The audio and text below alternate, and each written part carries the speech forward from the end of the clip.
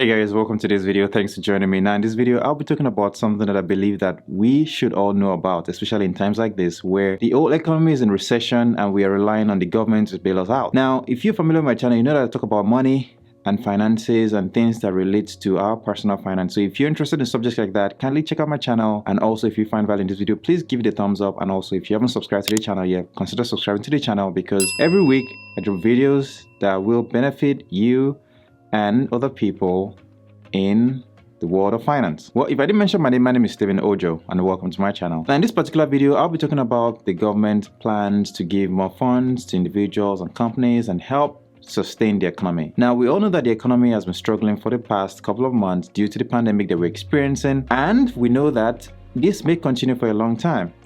Now, if you're an individual and if you're a person like me that, we're trying to make sure that we have enough funds to sustain ourselves and also keep our jobs and hopefully be able to survive this period, we know that it's very important that we pay attention to the finances, the amount we're spending and the amount we're bringing in. I have a few suggestions for you, all right? If you're thinking about making sure that you have enough money to get you through this difficult time, then it's very important that we look into our bank accounts. At this point, we're not really talking about the savings, but we're actually looking at how much is actually coming in and how much we are spending. So we have to look at our income and our expenses.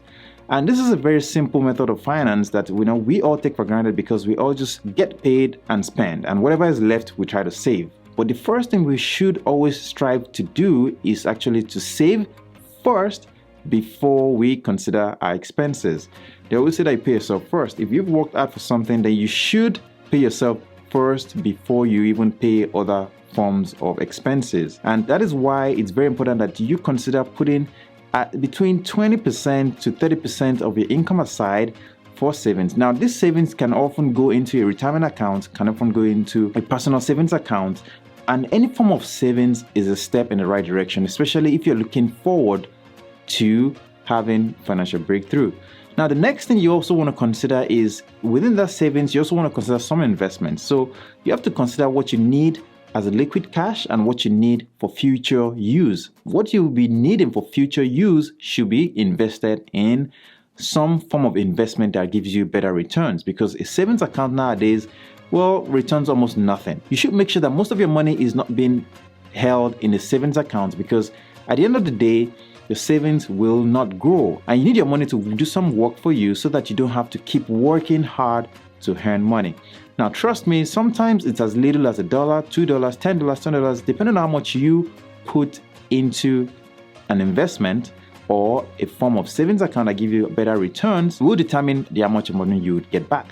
So do not hesitate to put more money into investment, especially in times like this. You see, times like this will often pose great risks, but at the same time, they pose greater returns. If you remember back in 2008 when the economy crashed because of the housing bubble and all the financial implications of all the subprime mortgages that were given out to people, we all know that that was a time for other investors to actually make a lot of money, because at this time, houses became very cheap and people were able to actually buy, as investors, buy these homes and flip them when the economy recovered. Or actually, some of them kept them up until now, and these homes are bringing them cash or passive income. And this is something that we all need to look into as well, even in times like this.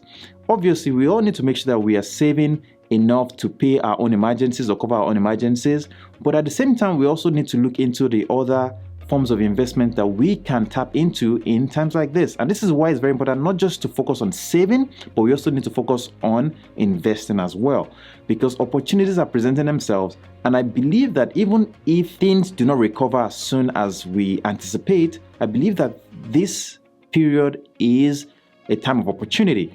And like I said, if you are looking for financial breakthrough, then you should be seeking opportunities in your areas of interest. Now, one thing I will always advise is do not go into things that you don't understand.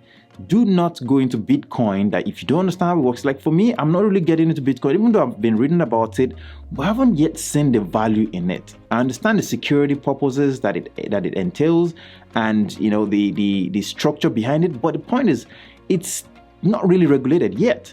And that's what I do not like. Any form of investment that is not regulated is always filled with a lot of speculations, which means there's a chance for a crash, even if it's going, sky high.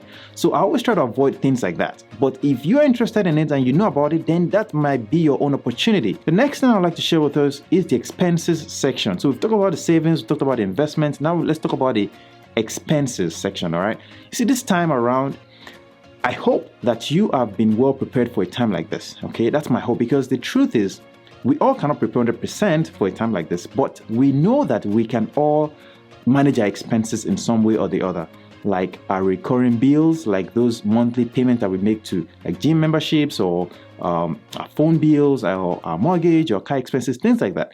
These are things that we have control over. We have the option to live in a place. We have the option to have a phone. It's up to us to keep those things. If you think you cannot sustain some of these bills, or you think they're a bit too much, then this may be the time to cut back on them as soon as possible before things get worse. We don't know how long this is going to last. And trust me, the government is supporting the people right now, but that won't last long, because at the end of the day, the government won't just keep printing money to support the economy. Eventually, the economy would have to do its thing, and that's what people do. We, the masses, are the ones that are actually directing the economy. If we stop spending money, well, the government will stop earning money, the companies start making money, the taxes that the government earns is reduced, and the government will have no choice but to take more debt, which means print more money to support the people, which then inflates things even more, which makes the economy even worse. So eventually, there's always like a point of no return, let me put it that way, where the economy would end up going into an automated form of recovery, where it just has to do its thing for things to go back to normal. Now, the government has been trying, but now they've gotten to a point where they cannot further reduce the interest rate unless they go negative, which I don't think that's going to happen anytime soon.